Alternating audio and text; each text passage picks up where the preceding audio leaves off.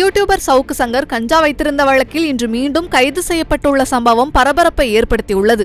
தேனி மாவட்டத்தில் சவுக்கு சங்கர் தங்கியிருந்த போது அவரது காரில் இருந்தும் அவரது உதவியாளரிடம் இருந்தும் தடை செய்யப்பட்ட 2.5 கிலோ கஞ்சா பறிமுதல் செய்யப்பட்டது. இதையடுத்து சவுக்கு சங்கர் மீது வழக்கு பதிவு செய்யப்பட்ட நிலையில் அவர் குண்டர் சட்டத்தின் கீழ் கைது செய்யப்பட்டு சிறையில் அடைக்கப்பட்டார். பின்னர் நீண்ட போராட்டத்திற்கு பிறகு உச்சநீதிமன்றத்தில் சவுக்கு சங்கரின் தாயார் மேல்முறையிட்டதை தொடர்ந்து குண்டர் சட்டம் ரத்து செய்யப்பட்டு ஜாமீனில் விடுவிக்கப்பட்டார். இது தொடர்பான வழக்கு மதுரை மாவட்ட போதைப்பொருள் தடுப்பு சிறப்பு நீதிமன்றத்தில் விசாரணை நடந்து வந்தது. இந்த நிலையில் கஞ்சா வழக்கு தொடர்பான விசாரணைக்கு சவுக்கு சங்கர் ஆஜராகாத காரணத்தினால் அவருக்கு பிடிவாரண்ட் பிறப்பித்து நீதிபதி உத்தரவிட்டார். இதனைத் தொடர்ந்து அவர் சென்னை போலீசால் கைது செய்யப்பட்டு தேனாம்பேட்டை காவல் நிலையத்தில் விசாரணைக்கு வைக்கப்பட்டுள்ளார்.